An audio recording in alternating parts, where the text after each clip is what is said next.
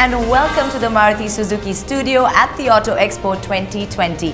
We are coming to you from the Maruti Suzuki studio in the heart of the Maruti Suzuki Pavilion. And today we have with us a very determined, spirited young activist. He is the founder of Environmentalist Foundation of India, EFI, Arun Krishna Murthy. Arun, thank you so much for coming here, gracing us with your presence at the Maruti Suzuki studio. Firstly, I'm sure you've had a walk around. Tell me what you've seen, what you've enjoyed. The excitement is as high as how it's outside, although we are sitting in a calm area here. And thank you for the invitation, because to be in a space where there's so much innovation means a lot. Let's talk a little bit about the Auto Expo 2020. Have you had a chance to look at the cars perhaps? Yeah, the new models that Maruti is coming up with definitely brings in a sense of anticipation, excitement, and the know-how now is phenomenal. But like most Indians, Arun, we all have a sort of special personal story where Maruti Suzuki is concerned. Of course. So what is your story? So I have two stories. One is the Alto story, one is the Eco story. All right. The Maruti Alto was my first car. When I say my first car, my father's car, which he gave it to me. Very special. And my reason to turn 18 was that I could get my license to drive. Yeah. And the Alto from Chennai to Nellore, it's roughly around 7 hours on road. And I drove the Alto when I was 20 years old. And the reason was to look at olive ridley sea turtles which were nesting on the beaches of Nellore. Wow. And to go to that place, you have no public transportation. And my Alto was the car that took me to see my turtle. And from then on, if there is a turtle imagery in my head, it's immediately to my Alto. Once I was in Florida, fortunate to witness a leatherback turtle nest. Wow. And somebody asked me, how big was this turtle? And my comparison was, it was as big as my Alto. So that's my connect. And our animal ambulance that we run at EFI, which also is the vehicle that lugs all our tools, material, and almost every staff member in EFI considers that vehicle too close to our heart, is the Eco. We've slept in that car, we've cooked in that car, we've done everything. That is so nice. And a little birdie has told me that you used to work at Google earlier. And you basically left that job and started your own NGO. Now that's pretty much unheard of. It's a very difficult choice for some. Was it hard for you? No, to be honest, no, because only my job responsibilities at that institution have come to an end. My emotional connect still continues. Despite me quitting, they were kind enough to give me an alumni award. And with that money only, I bought the Maruti Eco Ambulance. There was a manager once who kept telling me, think out of the box, think out of the box. Don't restrict your thought. Without you, this organization will still function. It's not that without you, it will come to a standstill. But that lake needs you more. Take a bold step, nothing is going to come to an end. And I've been fortunate that decision that I did take has taken me on the right path. Tell us a little bit about your childhood memories, growing up in Chennai. What was it like? Chennai fascinates me. Yes, I'll tell you why. I think she, as a city, has it in her to be the water capital of India. With several hundred lakes, beautiful river streams, and a fine coastline, the city is the urban hydro identity of India. Growing up in such an environment taught me the importance of one thing, that we are not the superior species whatsoever.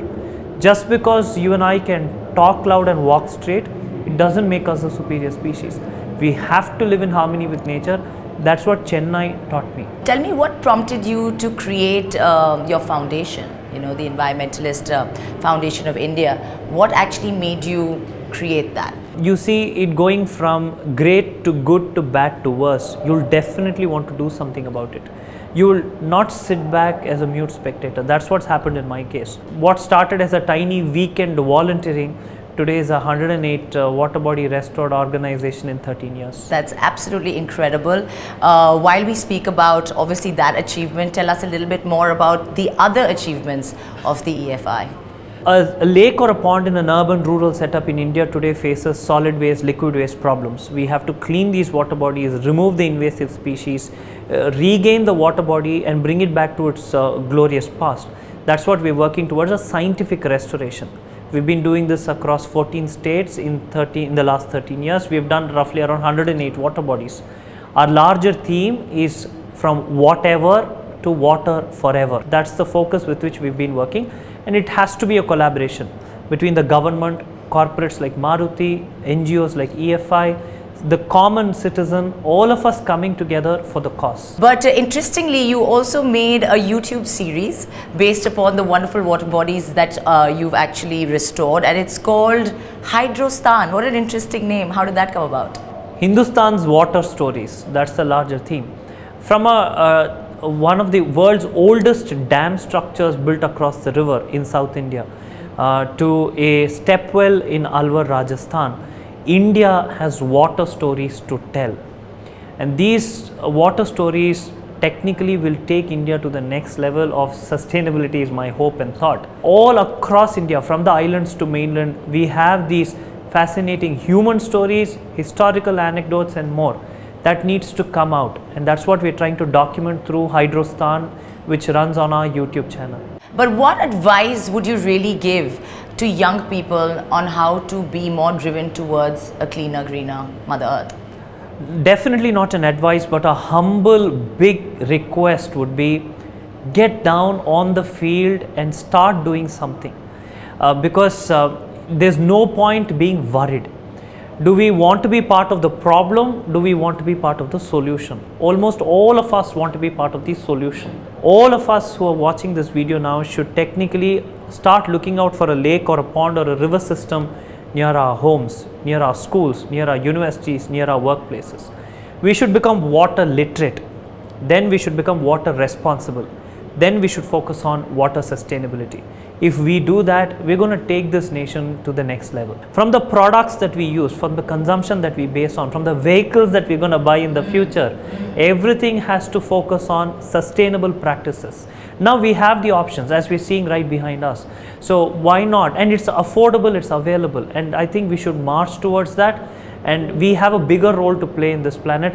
It's not just about what we take, it's about what we give back, not in terms of money, in terms of our time and effort. Yes, and it's obviously encouraging to see, like you said, access to these kind of vehicles now. So what is your entire opinion on green mobility? Mobility of the future has to be green. We don't have a choice. And when it comes with all the kind of comfort and all the kind of style that we're seeing, why not? Why not? Yes. And the bigger fact that low fuel consumption should become mandatory. How safe travel and comfortable travel is something which we look for. We should also look for sustainable travel, and the options are available. That's what excites me to be here. How do you think people can be motivated to actually switch to a more eco-friendly lifestyle? Yes, people talk about it. We all talk about it today. But I don't think there are that many people who act on it.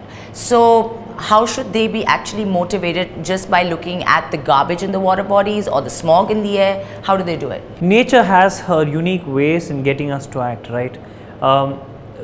She doesn't wait for us to react, right?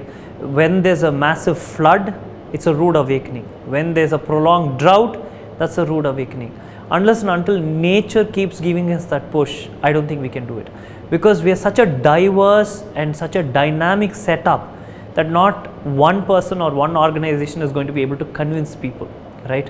And in a space like where you have so many different people and ideas, only nature has the last word. That's what I strongly believe in. Right, so like you mentioned, going green is really the mission, and it's wonderful that the Mission Green Million is an initiative that has been taken by Maruti Suzuki, and it actually promotes eco-friendly mobility and also spreads awareness about the importance of going green, which I think is the idea today. And Maruti Suzuki obviously has incorporated energy-saving, environment-friendly technologies in their cars, which helps the cause. And they have wonderful, wonderful cars such as the Smart Hybrid, the SCNG. And today, interestingly, day one of the Auto Expo 2020, Maruti Suzuki actually launched its Mission Green initiative. So what are your thoughts? I was privileged enough to be given a tour of one of the vehicles that got launched, and the explanation did fascinate, and waiting for the day when this car actually hits the road, right? So if India's green mission towards vehicles has to get that big kickstart, it has to happen from a big institution like Maruti. So now that they're thinking about it excites people like us. So we're looking forward to it, definitely. Absolutely. We're all looking forward to a cleaner, greener Mother Earth. Thank you so much, Arun, for coming here, obviously spreading awareness about your wonderful, wonderful foundation and actually educating all of us. Thank you. It was so good interacting with him, and all those of you that are watching, stay tuned. We have plenty more coming your way straight from the Maruti Suzuki studio at the Auto Expo 2020.